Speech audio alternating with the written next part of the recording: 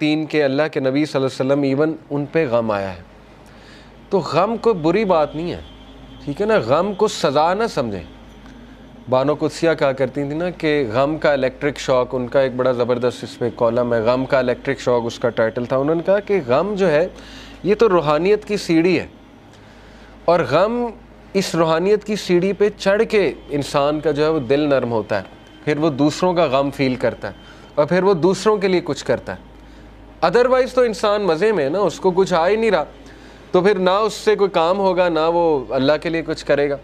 جیسے میں اکثر مثال دیتا ہوں, دیکھیں عمران خان صاحب کی والدہ کو غم, اگر وہ غم نہ آتا کینسر والا, تو شوکت خانم تو آج نہ ہوتا نا. کتنے لوگ مستفید ہو رہے ہیں شوکت خانم سے, تو ایک غم نے دیکھیں انہیں کیا کرنے پہ مجبور کر دیا. اسی طرح کئی لوگوں کی آپ سٹوریز پڑھیں گے کہ ایک غم نے ان کو پتہ نہیں کتنا بڑا جو ہے وہ عظیم ایک لیڈر بنا دیا, یا ایک بہت بڑا فلنتھروپسٹ بنا دیا, کیونکہ وہ اس غم سے گزرے تھے.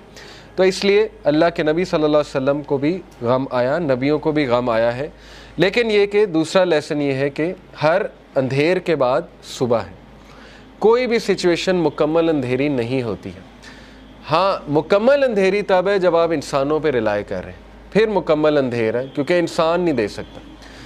اللہ تعالیٰ نے قرآن مجید میں کہا کہ جو مانگنے والا ہے وہ بھی ضعیف ہے, اور جس سے مانگا جا رہا ہے وہ بھی ضعیف ہے. ضعف الطالب والمطلوب, آئی تھنک یہ آیت ہے. اس سے کیا آپ کو پتہ ہے کتنا پاورفل لیسن اس سے ملتا ہے کہ اللہ نے مثال دی کہ جو مشرک ہے نا, جس سے وہ مانگ رہا ہے, جس شرک کر رہا ہے, وہ اتنی ویک چیز ہے کہ پہلی تو بات وہ اسے دے نہیں سکتا, اور جو مانگنے والا ہے وہ بھی ویک ہے. اس کا اپوزٹ کیا ہے؟ علماء کرام آپ کو پتہ ہے کہتے ہیں کہ اس کا اپوزٹ کیا ہے. اس کا اپوزٹ یہ ہے کہ تو مانگ کس سے رہا ہے؟ اللہ سے, ہو از دی موسٹ پاورفل. تو مانگنے والا بھی کیسا ہونا چاہیے؟ اگر وہاں تھا کہ مانگنے والا ضعیف ہے اور جس سے مانگا جا رہا ہے وہ بھی ضعیف ہے, تو یہاں کیا ہونا چاہیے کہ مانگنے والا وہ بھی پاورفل ہونا چاہیے, اور جس سے مانگا جا رہا ہے وہ تو ہے ہی. تو اس لیے اللہ سے ایسے ویسے نہیں مانگنا. اللہ تعالیٰ سے جب مانگنا ہے تو تگڑا بن کے مانگنا ہے, اتنا توکل, اتنا بلیف ہونا چاہیے. یہی تو مومن کی مثال ہے. مشرک کی مثال کیوں اللہ نے کہا ضعیف ہے مانگنے والا؟ کیونکہ اس کے ہارٹ میں ڈاؤٹس ہیں, اس کو مانگنا ہی نہیں آ رہا ہے, اس کو پتہ ہی نہیں ہے میں نے مانگنا کیسے. لیکن بلیور کے ہارٹ پہ اللہ تعالیٰ نے ایسا جو ہے وہ ایک یقین طاری کیا ہوا ہے کہ وہ مانگنے والا بھی بہت سٹرونگ ہے, اور جس سے مانگا جا رہا ہے وہ تو پھر اللہ ہے. تو یہ بات آپ ہمیشہ یاد رکھیں, ٹھیک ہے؟ کبھی بھی ڈاؤٹ نہیں کرنا اللہ کو, اور پھر تگڑا بن کے مانگنا ہے. اللہ سے جب مانگتے ہیں تو پھر 100% ہوپ کے ساتھ مانگتے ہیں. یہ دعا کے آداب میں شامل ہے.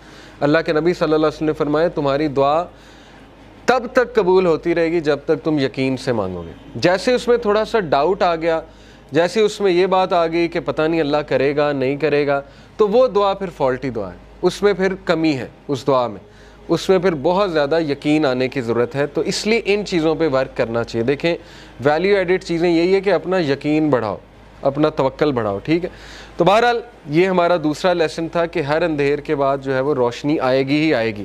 اور پھر تیسرا لیسن یہ کہ اللہ کے نبی کو اللہ سبحانہ و تعالیٰ یہ دلاسا دے رہے ہیں, یہ تسلی دے رہے ہیں کہ تمہارے لیے جو آنے والی جو دنیا ہے کی زندگی ہے, آنے والی جو زندگی ہے وہ اس سے بھی بہتر ہے. یہ تو ہے ہی اللہ کے نبی, لیکن یہ کہ وہ اس سے بھی بہتر ہے.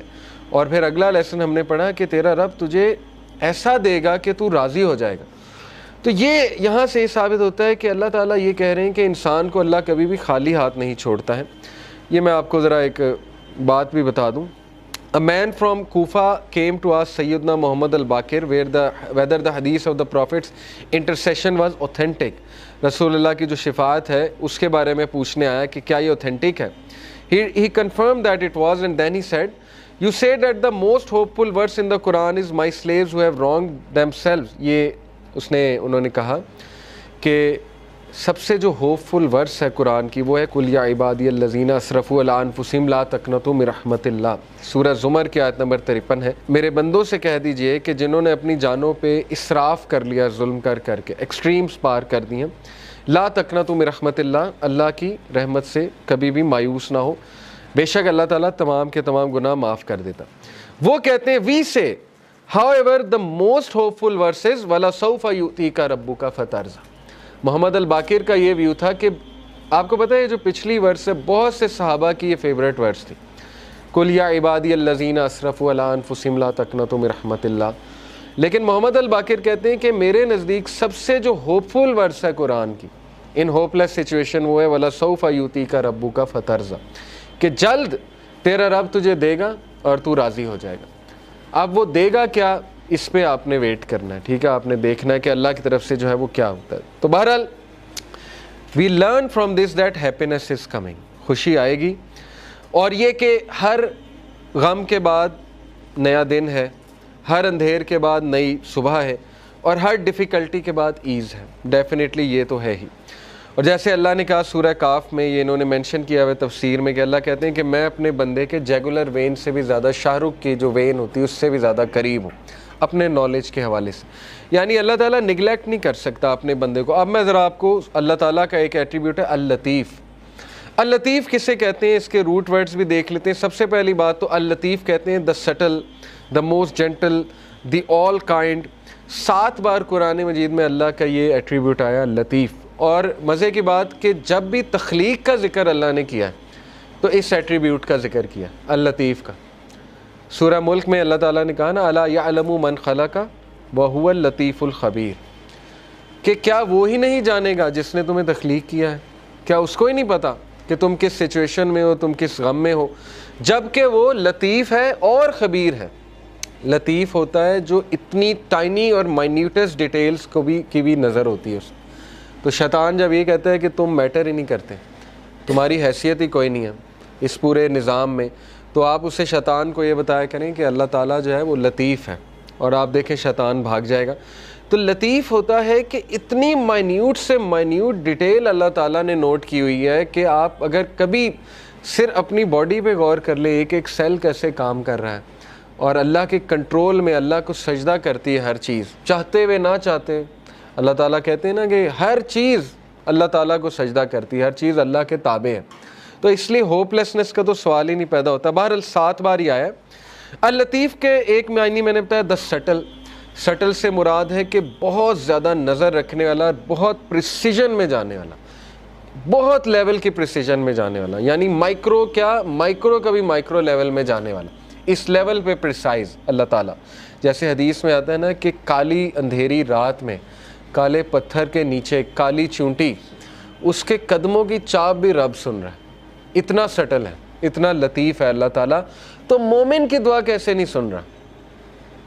بات سمجھ میں آنے والی نہیں ہے نا. مومن اگر دل سے کوئی بات کر رہا ہے تو وہ کیسے نہیں اللہ تعالیٰ سن رہا ہے؟ پھر the most gentle, the all kind. پھر یہ کہ ایک میننگ اس کا یہ بھی بنتا ہے the one who disposes of our affairs in the most beneficial way without us even perceiving it. ایک معنی اس کا جو ہے وہ علماء نے یہ بیان کیا ہے کہ اللطیف وہ ذات ہے جو ہمارے معاملات کو اس طرح سے لے کر چلتا ہے ان دا موسٹ پریسائز مینر کہ انسان کو پتہ بھی نہیں لگتا کہ میرا معاملہ کس طرح سے اللہ لے کر جا رہا ہے اور کس عمدہ انداز سے وہ معاملہ جو ہے وہ حل ہو رہا ہے. He is al-Latif to his slave, being kind, gentle and merciful, and he is al-Latif of his slave. He is fully aware of your situation, your deeds, what is in your heart, your thoughts and your desires. ایک ایک چیز اللہ کو پتہ ہے، آپ کے دلوں کا حال، آپ کے اعمال، آپ کی کنڈیشن، آپ کی اسٹیٹ، آپ کے مسائل، آپ کے غم، کیا ہونے والا ہے آپ کے ساتھ یہ بھی پتہ ہے، وغیرہ وغیرہ. یہ ساری باتیں اس میں آتی. تو موسٹ کائنڈ، موسٹ سٹل اور موسٹ گریشیس، یہ چند ایک معنی ہے. لطیف کا جو روٹ ورڈ ہے وہ ظاہر ہے لام طوافہ لطافہ which points out to 4 main meanings. اب میں عربک لغت کے مطابق آپ کو لطیف کے 4 meanings جو ہے وہ بتاتا ہوں. The first meaning is to be kind, gentle, mild, affectionate, soothing and to bestow with kindness. پہلے ورڈ کا تعلق کائنڈنس کے ساتھ ہے، جینٹلنس کے ساتھ ہے. ٹھیک ہے نا، ہم کہتے ہیں نا یہ لطیف ہے یہ شخص بڑا، تو اس سے مراد ہے کہ بہت جینٹل ہے، بہت زیادہ نرم ہے. تو ایک اس کا یہ ہے. The second main meaning is to be thin, delicate, refined, یعنی بہت مائنیوٹ ڈیٹیلز. تھن سے مراد ہے مائنیوٹ ڈیٹیل، ریفائنڈ سے مراد ہے minute detail. Third is to be subtle. Subtle سے مراد ہے بہت زیادہ باخبر. ٹھیک ہے نا، سٹل کو ویسے بھی جی سٹل سے مراد ہے بہت زیادہ باخبر. And to know the details of all the affairs. باخبر ہونا تمام کے تمام ڈیٹیل، ایک ایک ڈیٹیل کے بارے میں باخبر ہونا. اور چوتھا جو میننگ ہے it is to treat with regard for circumstances, یعنی سرکمسٹانسز کے مطابق دینا. بندوں کو. یہ بھی لطیف کا ایک آپ کہہ لیں ایٹریبیوٹ آتا ہے, اور سرکمسٹانس کے مطابق بندوں کو دینا.